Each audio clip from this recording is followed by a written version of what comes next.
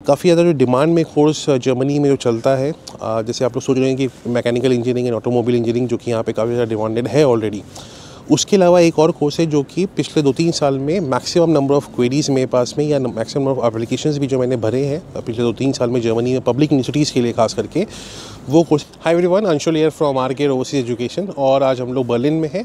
Finally काफ़ी सारी हमने ऑलरेडी यहाँ पे प्लेसेस विज़िट किए जर्मनी में। काफ़ी छोटे-छोटे शहर भी हमने कवर किए जहाँ पे पब्लिक यूनिवर्सिटीज़ हैं, जैसे कि मार्बर्ग यूनिवर्सिटी हो गया, हमने टायर यूनिवर्सिटी कवर की है, हमने राइनवार्ड यूनिवर्सिटी कवर करी थी, है ना। तो ये सब एरफर्ट हम गए थे। ये सब जगह पे कवर करने के बाद में जब हम लोग फाइनली बर्लिन पहुँचे तो काफ़ी सारे स्टूडेंट्स जो TU बर्लिन के थे हमारे और प्राइवेट यूनिवर्सिटीज़ वगैरह के भी थे, उनसे डिस्कस करा हमने। और एक काफ़ी ज़्यादा जो डिमांड में कोर्स जर्मनी में जो चलता है, जैसे आप लोग सोच रहे हैं कि mechanical engineering and automobile engineering जो कि यहाँ पे काफ़ी ज़्यादा डिमांडेड है ऑलरेडी। उसके अलावा एक और कोर्स है जो कि पिछले 2-3 साल में मैक्सिमम नंबर ऑफ़ क्वेरीज़ मेरे पास में या मैक्सिमम नंबर ऑफ़ एप्लीकेशंस भी जो मैंने भरे हैं पिछले 2-3 साल में जर्मनी में पब्लिक यूनिवर्सिटीज़ के लिए खास करके, वो कोर्स है डेटा साइंस का कोर्स, है ना। अब डेटा साइंस का कोर्स एक ऐसा कोर्स है जो वाकई में खाली जर्मनी में नहीं पूरे वर्ल्ड में ही उसकी डिमांड काफ़ी ज़्यादा बढ़ चुकी है। और वो उसका रीज़न भी ये है क्योंकि इसमें जॉब अपॉर्चुनिटीज़ आपकी बहुत ज़्यादा है।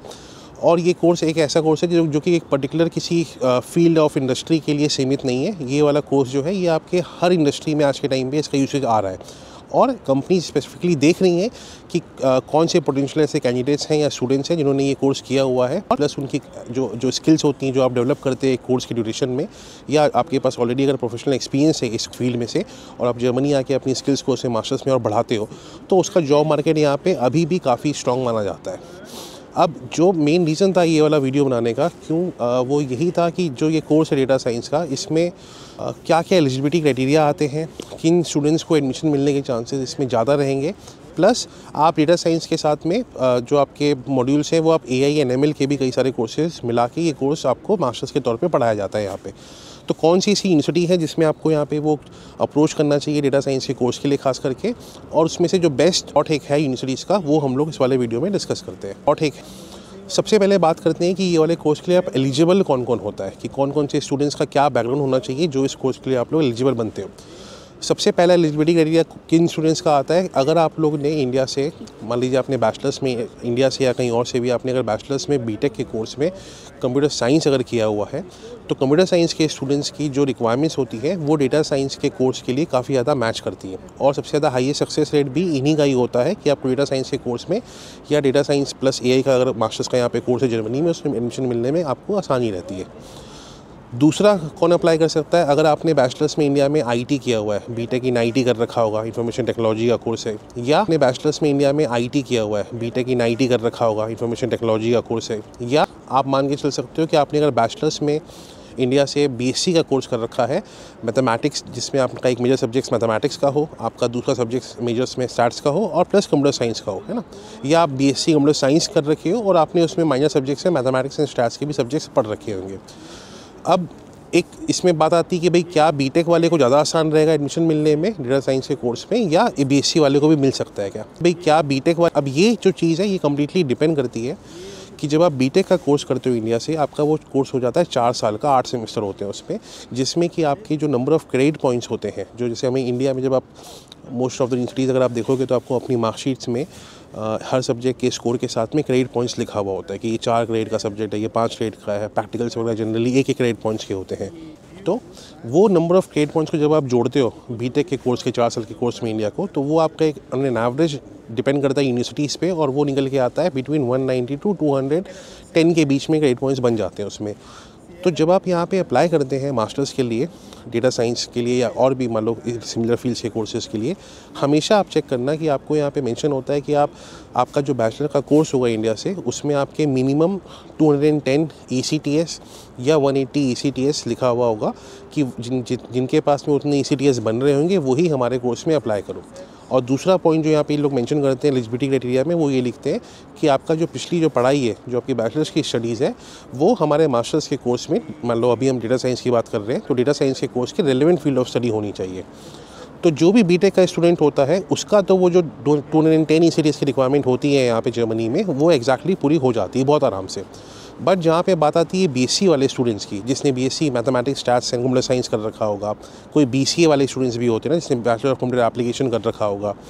यहाँ पे प्रॉब्लम क्या आती है कि क्योंकि ये कोर्स अपने जो इंडिया में ये 3 साल के कोर्स होते हैं और 3 साल के कोर्स में अपने जो क्रेडिट पॉइंट्स होते हैं वो काफ़ी कम होते हैं एज़ कम्पेयर टू बीटेक वाले के। काफ़ी कम इन द सेंस कि वो आपका फॉल करेगा अप्रॉक्सीमेटली 140 से 150 क्रेडिट पॉइंट्स के बीच में, जिसको जब आप ECTS में कन्वर्ट करोगे तो वो रफली आपका 170 से 180 ECTS के आसपास में ही बनता है। वो एक रीज़न बन जाता है कि अगर आप BSc के बैकग्राउंड से अगर आप अप्लाई करना चाहते हो यहाँ पे डेटा साइंस के कोर्स में पब्लिक यूनिवर्सिटी पे, तो आपको फिर यूनिवर्सिटी शॉर्टलिस्टिंग में बहुत ध्यान देना पड़ेगा। सिर्फ वही यूनिवर्सिटी आप शॉर्टलिस्ट करें जिसमें कि ऑलरेडी मेंशन हो रखा होगा ये फैक्ट कि आपका 180 ECTS भी यहाँ पे जर्मनी में वो लोग एक्सेप्ट कर रहे होंगे। अगर जहाँ पे भी 210 ECTS मांग रहा होगा वहाँ पे सिंपल आप BSc के कोर्स के साथ में अगर प्लान करोगे अप्लाई करने का, तो हो सकता है कि वो यूनिवर्सिटी आपको दो चीज़ें उसका देखो आउटकम क्या हो सकता है। पहला आउटकम ये होगा कि वो डायरेक्टली आपको मना कर देगी ये बोल के कि आपका रिक्वायर्ड नंबर ऑफ़ जो क्रेडिट पॉइंट्स थे वो हमारे साथ में मैच नहीं हो रहे हैं, उस वजह से आपको उन्होंने रिजेक्ट कर दिया। या अगर वो कोर्स 4 सेमेस्टर का आपका डेटा साइंस का कोर्स है और वो यूनिवर्सिटी आपको अलाउ करती है कि आपके जो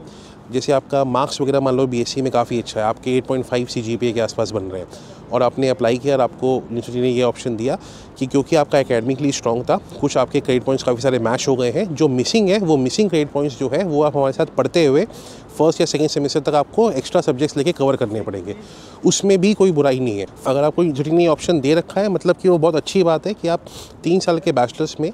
एक आध सब्जेक्ट आपको या 3 सब्जेक्ट आपको एक्स्ट्रा पढ़ के वो आप हर सेमेस्टर में एक सब्जेक्ट उठाते जाओ, उसको आप क्लियर करो, उससे भी आप अपनी मास्टर्स की पढ़ाई डेटा साइंस में कंप्लीट कर सकते हो। ये प्रॉब्लम जनरली बीटेक के कोर्स में नहीं आती है, बट डिपेंड करेगा। अगर आपका CGPA 8 के अबव है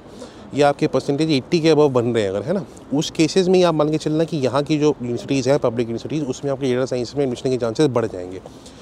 क्योंकि कंपटीशन इतना ज़्यादा बढ़ चुका है कि कट ऑफ यहाँ पे हर साल बढ़ते जा रहा है और वो हर इनटेक में बढ़ रहा है डेटा साइंस और AI के कोर्सेज वगैरह में, है ना। तो आपको ये ध्यान रखना है कि आप बैचलर्स का जो भी पढ़ाई कर रहे हो आप इंडिया से, आप मेक श्योर करो कि आप अपने मार्क्स से बहुत ज़्यादा ध्यान दो। अगर मैं बात करता हूँ कि कौन कौन सी बेस्ट यूनिवर्सिटीज़ या टॉप यूनिवर्सिटीज़ हैं डेटा साइंस के कोर्स करने के लिए अगर जर्मनी में, देखो सबसे अगर मैं टॉप मोस्ट अगर मानता हूँ तो वो मैं LMU म्यूनिख को मानता हूँ कि वहाँ का जो डेटा साइंस का कोर्स है अगर आपको वहाँ पे एडमिशन मिलता है वो सबसे बेस्ट ऑप्शन होता है कि आपको पढ़ने को अगर मिलता है डेटा साइंस। बट वहाँ का क्राइटेरिया ही बहुत स्ट्रॉन्ग है ना। 1.5 जर्मन ग्रेड मांगते हैं अप्रॉक्सीमेटली, आपका CGPA इंडिया में 8.8 होना चाहिए तो ही आप एलिजिबल होगे वहाँ पे अप्लाई करने के लिए भी। तो LMU म्यूनिख हो गया। उसके बाद आपको अगर यूनिवर्सिटी ऑफ मनाई में मिलता है डेटा साइंस का कोर्स, वो बहुत बेस्ट है। TU म्यूनिख में आपको मिल जाए आप उसको टारगेट कर सकते हो।